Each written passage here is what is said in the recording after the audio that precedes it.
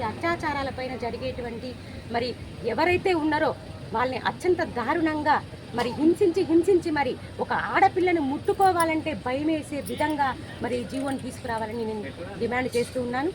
ఇంకోటి అక్కడనే మమతా బెనర్జీ అక్కడ సీఎం అంటే తను కూడా ఒక మహిళ, అలాగే తన చేయలేని పవర్ ఉంది. అండ్ ఈ పవర్ పెట్టుకొని కూడా తను కూడా రోడ్డు మీదకి వచ్చి ప్రొటెస్ట్ అంటే ఇది కంప్లీట్గా కేసును తప్పదారి పట్టించే ప్రయత్నం కూడా జరుగుతుందని చెప్పేసి కొన్ని వాదనలు కూడా ఏమంటారు? మరి అంతే కదా.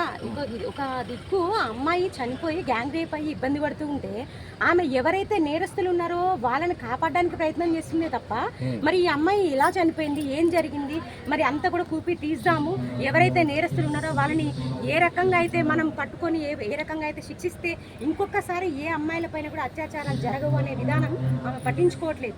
కేవలం నేరస్తుల్ని మాత్రమే కాపాడాలనే వర్షంలో మాత్రమే వెళ్తుందంటగా మీరే కాదు ప్రతి ఒక్కరు కూడా అదే అనుకుంటున్నారు.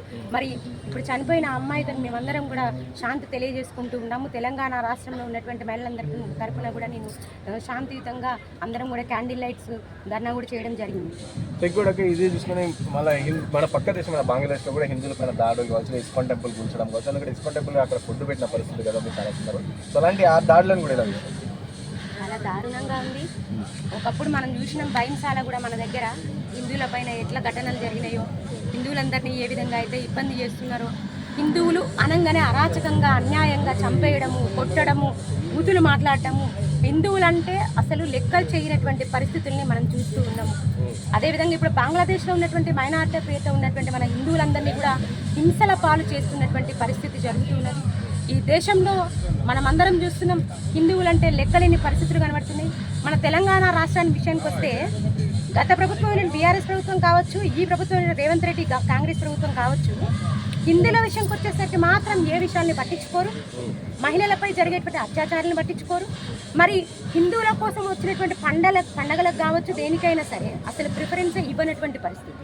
అదే ముస్లింలకు సంబంధించిన పండుగలు రానియండి, ఎంత పర్టికులర్గా వాళ్ళకి చందాలు ఇవ్వడం, మనీ ఇవ్వడం, పైనుంచి వాళ్ళని పట్టించుకోవడం, వాళ్ళకి బస్సులు పెట్టడం, వేరే దేశాలకు పోతామంటే పంపించడం, దగ్గరుండి పండగలకు హాలిడేస్ ఇవ్వడం, అసలు ఏ రకంగా కూడా హిందువులు అంటే లెక్కేలేదు. కానీ హిందువుల ఓట్లు లేకుండానే వీళ్ళందరూ గెలుస్తున్నారా? మరి ప్రజాప్రతినిధులు అవుతున్నారా? ఈనాడు తెలంగాణ రాష్ట్ర ప్రభుత్వంలో గత ప్రభుత్వం బీఆర్ఎస్ ప్రభుత్వము అదేవిధంగా ఎంఐఎం పార్టీకి మరి పెంపుడు కుక్కలాగా బిహేవ్ చేసినటువంటి పరిస్థితి.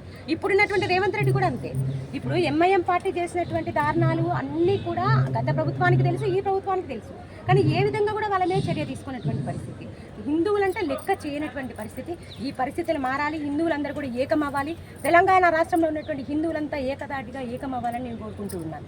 ఇంకోటి ఈ ప్రభుత్వం ప్రస్తుతం మీరు రేవంత్ రెడ్డి గారి గురించి మాట్లాడారు. సో ఇప్పుడు ఉన్న ప్రభుత్వంలో నిన్న రీసెంట్గా రుణమాఫీ కూడా కంప్లీట్గా ఇస్తామని చెప్పి ఈ ప్రభుత్వం అంటుంది. అలాగే బీజేపీ కావచ్చు, బీఆర్ఎస్ కావచ్చు కంప్లీట్గా రుణమాఫీ చేయలేరు అని అంటారు. ఇంకోటి మహిళలకు సంబంధించి 2500 కావచ్చు, సో వీటానికి ఫిక్స్డ్ కరెంట్ కూడా ఇస్తున్నామని చెప్పి చెప్తున్నా, 500 గ్యాస్ ఉన్నాయి. సో వీటన్నీ ఎట్లుంది ఈ ప్రభుత్వం? ఎట్లుంది ఈ ప్రభుత్వం? ఫెయిల్యూర్ ప్రభుత్వం. నా లెక్క ప్రకారంగా రేవంత్ రెడ్డి గారు రాజీనామా చేయాలి. ఎందుకు అంటున్నానంటే ఈ మాట, 2 లక్షల రుణమాఫీ చేసిన అని చెప్పింది.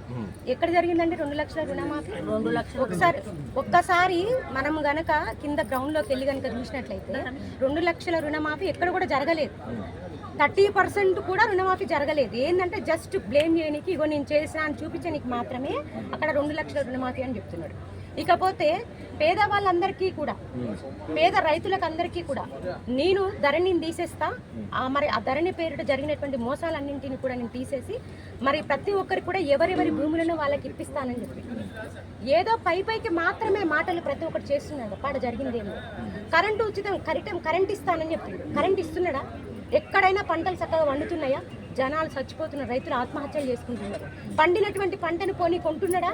అది పట్టించుకోవట్లేదు. మరి రైతులకు ఆయన చేసిన న్యాయం ఎక్కడున్నది? ఇంకా మహిళల విషయానికి వస్తే 2500 రూపాయలు ఇస్తా అని చెప్పిండు. ఇచ్చిండా? మరి ఇంతవరకు ఒక్క మహిళకన్నా అందినయా? లేదు. గ్యాస్ ఉచితం అన్నాడు, గ్యాస్ పైసలే పడతలేవు. పాపం పేద మహిళలకి నా దగ్గరకు వస్తూ ఉంటారు, అమ్మ గ్యాస్ పైసలు పడతాయి అన్నారు, ఇంతవరకు మాకు చక్కగా గ్యాస్ పైసలు పడతలేవు. కరెంట్ ఉచితం అన్నారు, కరెంట్ పైసలు పడతలేవు. మరి ఇక వాళ్ళు చేసింది ఏముంది? ఏ రకంగా చూసినా కూడా తెలంగాణ రాష్ట్రాన్ని మభ్యపెట్టి ఓట్లు వేయించుకొని గెలిచినటువంటి ప్రభుత్వం కాంగ్రెస్ ప్రభుత్వం. అది ప్రతి ఒక్కరు కూడా ఆల్రెడీ అర్థమైంది. ఆల్రెడీ అందరూ కూడా అదే బాధపడుతున్నారు. ఇప్పుడైనా కనీసం గత ప్రభుత్వం ఆల్రెడీ 7 లక్షల కోట్ల అప్పు చేసి తెలంగాణ రాష్ట్రాన్ని బర్బాద్ చేసి తెలంగాణ రాష్ట్రంలో ఉన్నటువంటి యువతీయువకులు, మహిళలు, నిరుద్యోగులు అందరికీ కూడా ఏదో ఒకటి చేస్తుందన్న ఆలోచనతో దాన్ని గెలిపిస్తే తెలంగాణ రాష్ట్రాన్ని అప్పుల పాలు చేసి తెలంగాణ రాష్ట్రంలోని బిడ్డలందరినీ కూడా గాలికి వదిలేసి ఓన్లీ వాళ్ళ కుటుంబంలో ఉన్నటువంటి కుటుంబ సభ్యులకు మాత్రమే ఉద్యోగాలు ఇచ్చుకొని తెలంగాణ రాష్ట్రాన్ని మొత్తం దోచుకున్నటువంటి పరిస్థితి బీఆర్ఎస్. అది మరి అదే కాంగ్రెస్ ప్రభుత్వం వచ్చన్న కనీసం మాకు మా బిడ్డల బతుకులు బాగుపడతాయి, రైతుల బతుకులు బాగుపడతాయి, మహిళల బతుకులు బాగుపడతాయి అని అనుకుంటే ఇది కూడా ఈ ప్రభుత్వం కూడా జస్ట్ మాటలు చెప్పిందే తప్ప ఇంతవరకు కూడా ఏ రకంగా కూడా ఇచ్చినటువంటి హామీలు ఏ ఒక్కటి కూడా నెరవేర్చినటువంటి పరిస్థితి